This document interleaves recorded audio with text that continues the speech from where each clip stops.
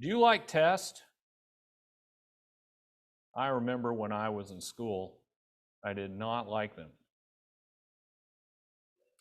And I suspect that nobody likes tests. There are all kinds of tests.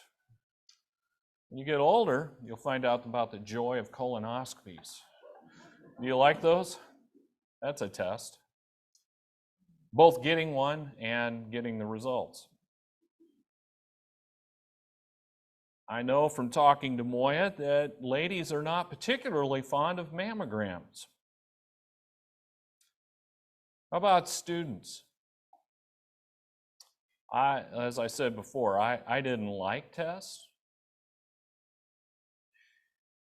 But you know, tests don't end with school. They do not. Some professions, like doctors and lawyers, you're required to stay up to snuff on your professional accreditations, and occasionally you're tested on that. Do doctors and lawyers love professional exams? Does anyone like a test? But we don't look at tests with the right frame of mind. Tests are beneficial. Medical tests can detect a disease. And conducted early enough, it can lead to effective treatment. Academic tests measure what we know and determine where to concentrate our studies. Professional exams, if you pass it, prove your fitness to at least practice your profession. Well, let's transfer that over to the spiritual realm, because James certainly does. Do you see suffering and trials as beneficial? For example, do you view the temptation to sin as beneficial? Do you think that persecution is helpful to your faith? And what about chronic or life-threatening illnesses, or a car accident, or any number of on nearly a daily basis? Today we want to discuss what James teaches us, and James in his book, and discuss our attitude towards spiritual testing. First, we're going to see that we should be glad when we are tested. We're going to see that James tells us that that testing is beneficial. And then James teaches us how to change our attitude so that we see testing in a good light. So first of all, James tells us in verses that we should be glad when we are tested. Count it all joy, my brothers, when you meet trials of various kinds. For you know that the testing of your faith produces steadfastness. And let steadfastness have its full effect, that you may be perfect and complete, lacking in nothing. Does it strike you as a little weird that James says, count it all joy when you meet trials of various kinds? I love all of you, and you love me, but how many times do we talk about, I'm really happy to have this opportunity? I think it's pretty hard to develop that kind of attitude. But why should I be glad about testing? Well, the first thing I want you to think about is you're going to be tested whether you're a Christian or not. Trials come. Suffering comes. Everybody experiences. The trial is a way of putting our faith to the proof. Do we really believe? In 1 Peter 1, verses 6 through 7, Peter had this to say about testing. In this you rejoice, not in testing, but in your salvation. In your salvation you rejoice, though now for a little while, if necessary, you have been grieved by various trials, so that the tested genuineness of your faith, more precious than gold that perishes, though it is tested by fire, may be found to result in praise and glory and honor at the revelation of Jesus Christ. Peter's referring to the process that an assayer, a person, puts ore through to determine whether the ore is pure or not. If I bring in ore and I want to know, do I have gold, he's going to put it through the fire. And he's going to determine whether this is genuine gold or fool's gold. Trials are the fire that tests the genuineness of our faith. But trials also strengthen us. Look again at James 1, verses 2 through 4. Count it all joy, my brothers, when you meet trials of various kinds, for you know that the testing of your faith produces something. It produces steadfastness. And let steadfastness have its full effect, that you may be perfect and complete, lacking in nothing. What perfect and complete means is that trials produce steadfastness in us. Now, you know this.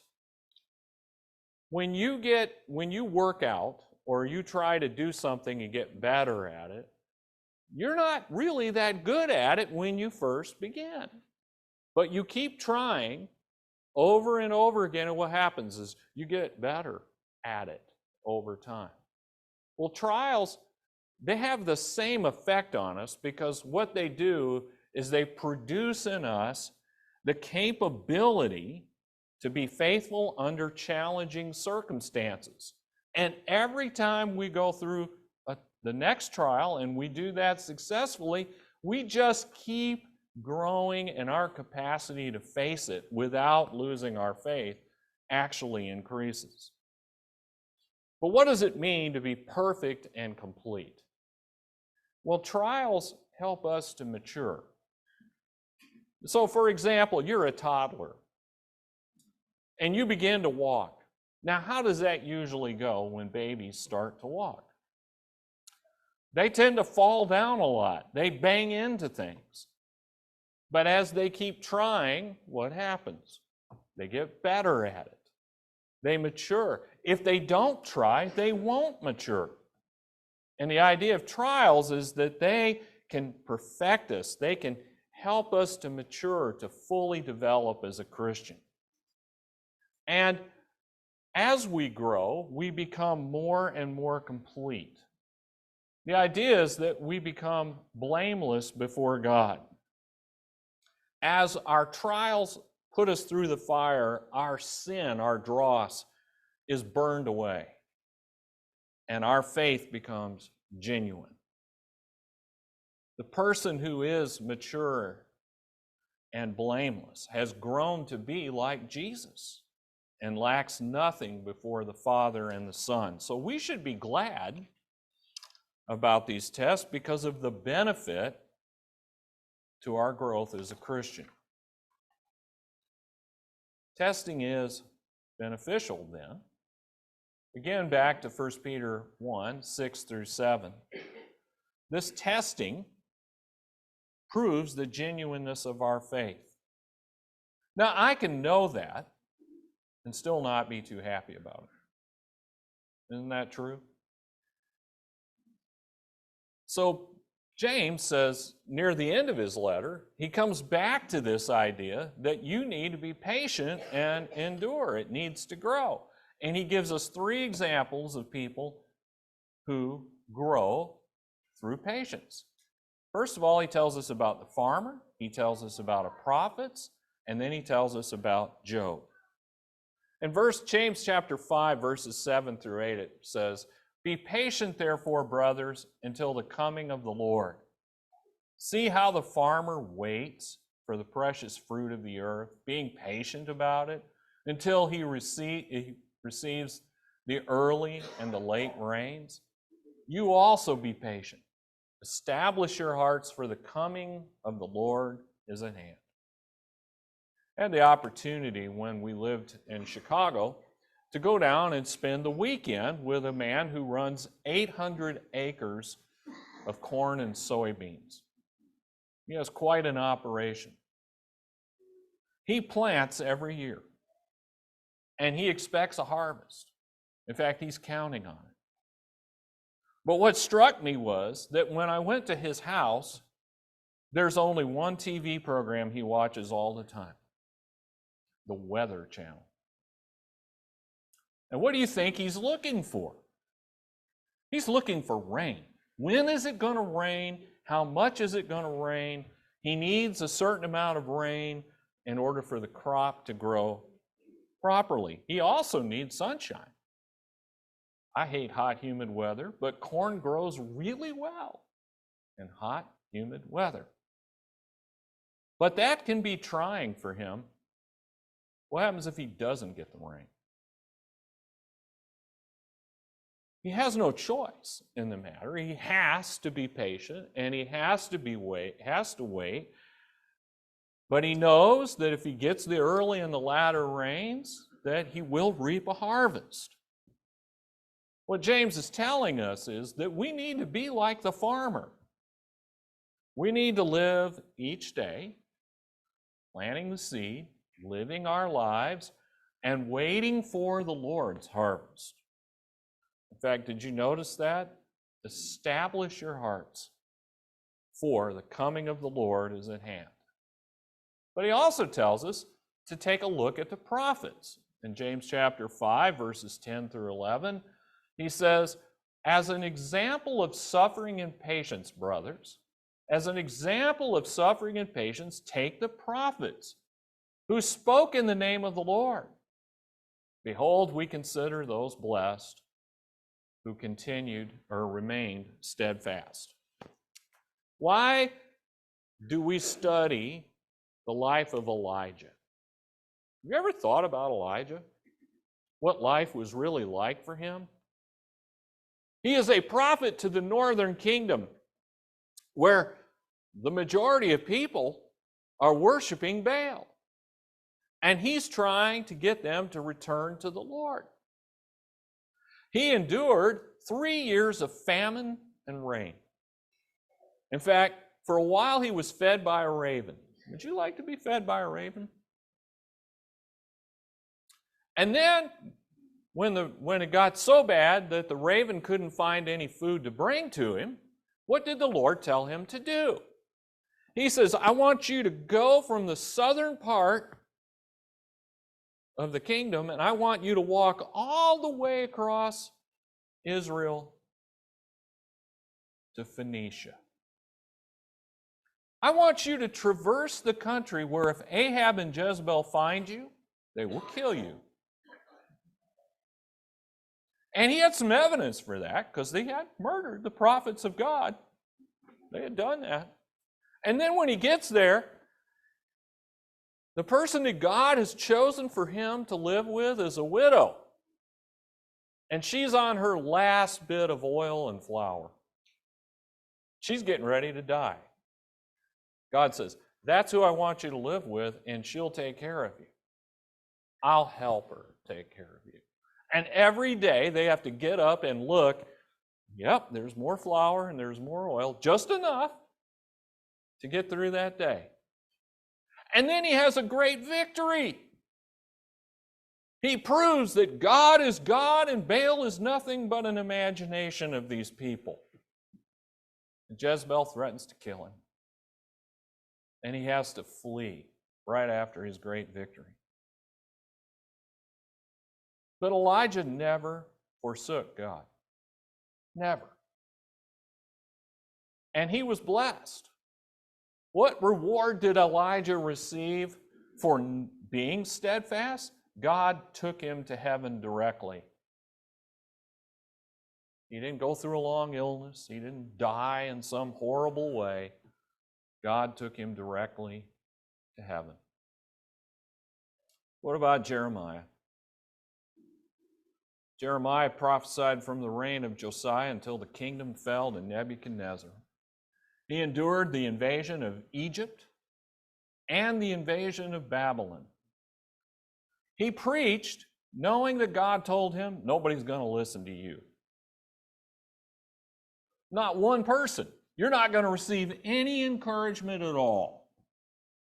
You're going to preach all those years and no one will listen. But you should do this for me because I love these people and I want them warned. James is correct. We look at these prophets and we consider those blessed who remain steadfast. Jeremiah was a weeping prophet. When you read his work and you see his sadness, it can make you weep, and we weep along with him. But finally, consider Job. God says Job is a godly man. He is faithful. And Satan comes along and says, well, he wouldn't be if you would quit blessing him. And he lets Satan take everything away from him, including his health. And Job's wife even says to him, just curse God and die. And his friends come to him and they say, man, you must have messed up pretty bad to get in this kind of mess. Nobody is encouraging Job. And Job never learned why he was being tested. Never learned it. But what does James tell us? You have heard of the steadfastness of Job, and you have seen the purpose of the Lord, how the Lord is compassionate and merciful.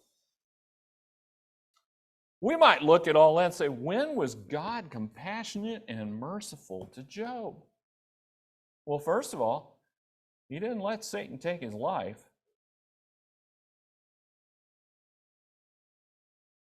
He let him live. Second of all, everything Job lost, he got it double. It returned to him again. Why?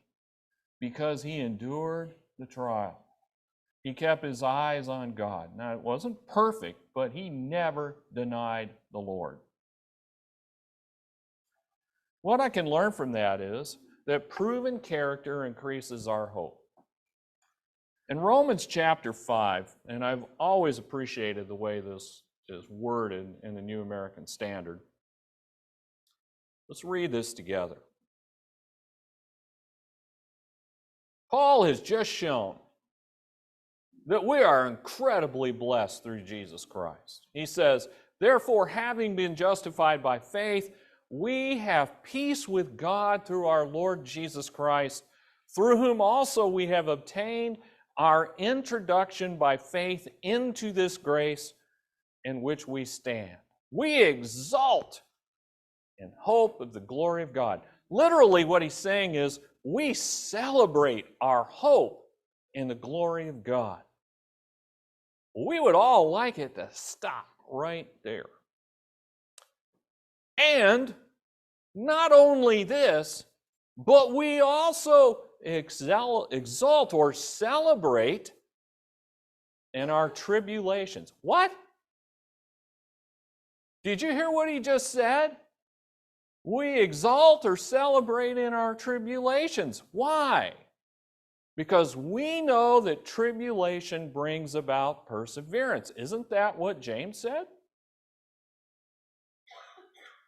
That when we encounter various trials, they strengthen us, they increase our endurance. Well, now Paul's saying the same thing. Our tribulation brings about perseverance. Well, what's so good about perseverance? Perseverance brings about proven character. And proven character brings about hope. And hope does not disappoint. Do we understand what Paul is saying? Think about Job. When Job endured, his character was proven. It was proven to us. And he becomes an example for us. And guess what? It was proven to Satan that his accusation was a lie. Job's integrity was that he would remain faithful to God no matter what condition he was in. But you know who learned about his character more than anyone else? Job. Job. Let me tell you, if Job had a camel die, do you think that had the same effect on him after all of that he went through? Was he going to fall apart because the door fell off the hinges? No. Job knew, I'll remain faithful to God in the face of difficulty. This is why James says, think of this as a beatitude. Blessed is the man who remains steadfast under trial, for when he has stood the test, he will receive the crown of life which God has promised to those who love him. What Paul's telling us is that every time I endure that trial, as my perseverance grows, or my endurance grows, or my steadfastness increases, it proves my character to me, and that increases my hope in the second coming and the resurrection of Jesus Christ, because I know that I will stand blameless before God. Do we think of our trials as being beneficial in that way? So James says, you need to change your attitude toward testing. I mean, as we observe, no one likes tests. Through experience, we sometimes see that testing is beneficial. So how can I adjust my attitude to see testing as beneficial? Do you ever sometimes read the first chapter of James and think it's a bunch of disjointed thoughts? Like, what's wisdom got to do with trials? Well, if I need to count it all joy, I may need to get my thinking right. In fact, experience tells me, just myself and observing others, that we do. We need an attitude adjustment. We need to look at them differently. Well, how do you do that? James tells us you need to ask for wisdom. Notice what he says. If any of you lacks wisdom, let him ask God, who gives generously to all without reproach, and it will be given him. But let him ask in faith with no doubting, for the one who doubts is like a wave of the sea that is driven and tossed by the wind. For that person must not suppose that he will receive anything from the Lord. He is a double-minded man in all his ways. Ask God for wisdom. Help me see the benefit of this test. James says God will answer that if we ask in faith. I think sometimes we don't ask in faith because we don't think about God in the way that we ought to think about him. When I was growing up, Hebrews 11:6 would always be quoted to prove that you needed to believe in God. Well, let me tell you, the devil's belief, what's the difference between what my belief should be and what the devil believes? Notice what the writer says. Without faith, without trust, it is impossible to please God. For whoever would draw near to God must believe that he exists. Obviously, that's a first requirement, but the second is the part that we need to focus on. Whoever would draw near to God must believe that he rewards those who seek him. Do you believe that? Do you believe that? Do you pray hoping He'll answer your prayer, or do you pray believing He will? This is what James is trying to get at, that when you pray for wisdom, don't pray to God thinking, I hope He feels like giving it to me. Pray to God believing that He will give you wisdom. Now, that's scary because how do you think He gives you wisdom? Through test. Sometimes when I pray, I've been real honest with God. I'm scared of how you'll teach me.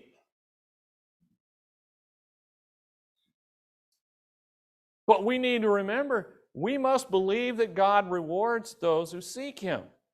When we think about prayer and asking God for something, we need to realize He will give us anything that's in accordance with His will.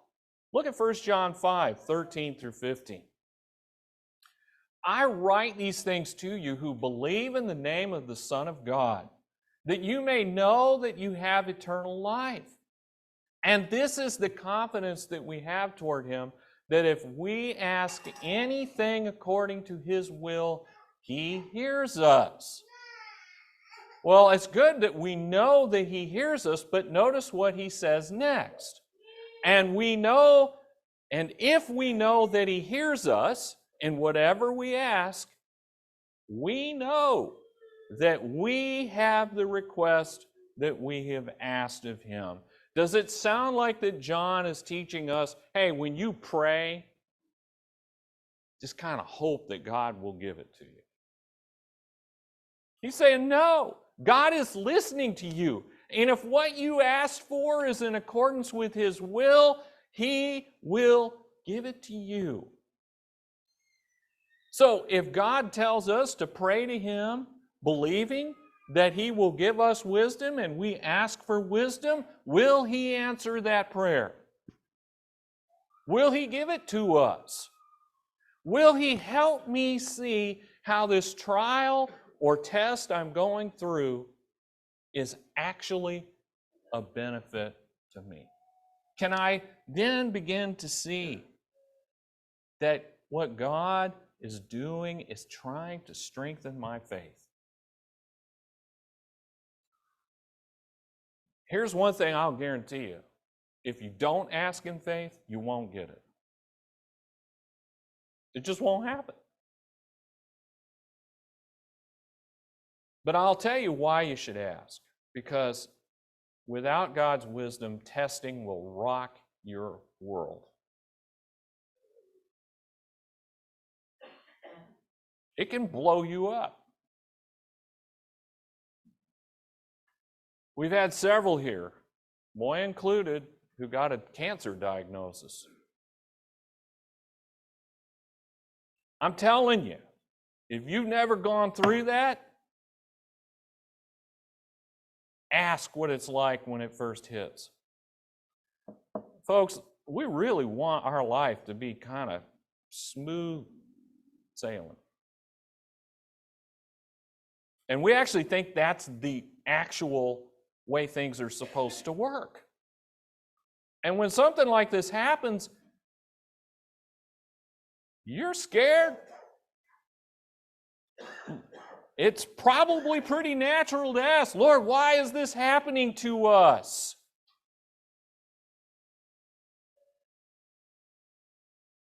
I'll let Moya speak to what she learned. Here's what I learned.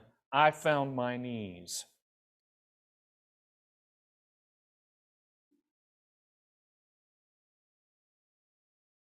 I got on my knees and I prayed for her life. But I also realized something. That might not be the best thing for her.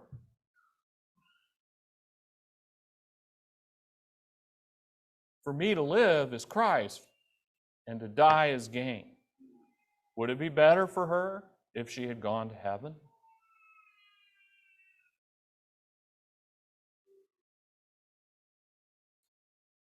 When we ask, We have to be willing to put our faith and trust in God that no matter how it goes, that's what's best.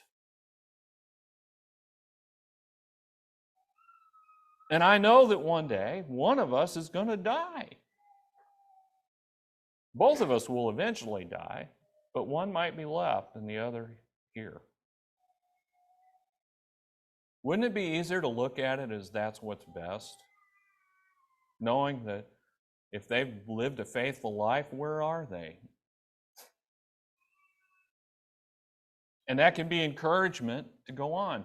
But we can also see when people go through this test, ask the ones who made it through it, are you stronger or weaker because you went through it?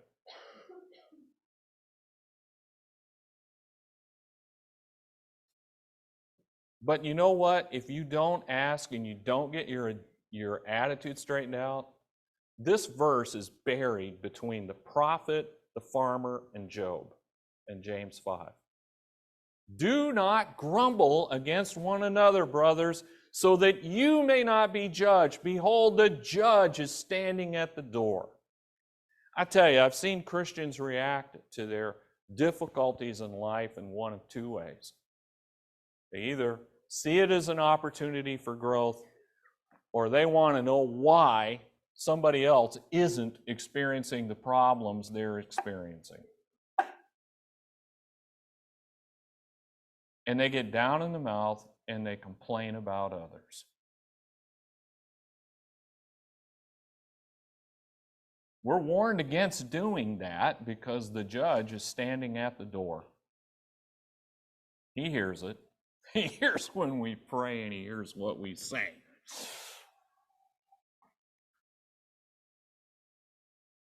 And you know what happens when people are blaming others? They just go from crisis to crisis, and they end up blaming God for their troubles. Is it any wonder that James says that testing is good for you? Because we should be glad, because it's going to make us more steadfast. We should see it as beneficial because it will increase our capacity to be faithful under difficult circumstances, and it will increase our hope. And steadfastness results in salvation. You know how I know? Revelation 2:10. This is written to a church, a very small church in Smyrna. Faithful church, you would think they're going to be blessed because they're faithful. And Jesus says, no, you're about to go through something pretty bad. Do not fear what you are about to suffer. Behold, the devil is about to throw some of you into prison, that you may be tested. And for 10 days you will have tribulations. Probably not literal 10, but a complete period of time. And what does Jesus tell them to do? Be faithful unto death, not till you die, until you're executed. And I will give you the crown of life. Can I ask you something? If Jesus expects this of people who are Christians and they're about to be executed, what do you think he expects of us in the troubles we encounter? He who has an ear, let him hear what the Spirit says to the churches. Why? Because the ultimate benefit, the one who conquers, will not be hurt by the second death. And is there any greater benefit than that? The testing? I hope this lesson is helpful. I say this knowing that, hey, I'm still learning this lesson. I suspect you are too. Life is difficult. In fact, we're going to suffer. It's just whether we're going to suffer for a good reason or a bad reason. But if you've not put on Christ, we really want you to put on Christ. And you can do that if you believe that he is the Son of God, and you believe that God raised him from the dead. And you're willing to stand up and say that. Confess that Jesus Christ is Lord. But that requires a change in life. A lot of times people like to say, come as you are. Well, you can come as you are, but you may not remain that way. You must say that I'm going to live for Jesus. I'm going to give my life to him, and I'm going to change how I behave. And then you have to join him in baptism, because that's where we become like him. We join him in his death, his burial, and his resurrection. And then we're expected to live a life dedicated to him, enduring trials, so that when we conquer, we will not be hurt by the second death. If we can help you, please come as together we stand and sing.